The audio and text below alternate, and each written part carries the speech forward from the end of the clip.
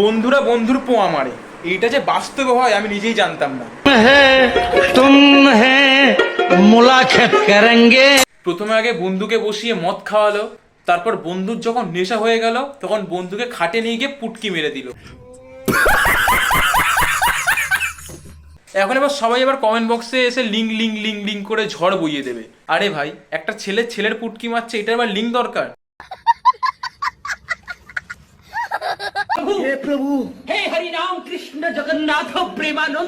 কিছুক্ষণ আগে ছেলেটার ফেসবুক অ্যাকাউন্টে ঘুরে এলাম, নাম তার সৌরভ সিং।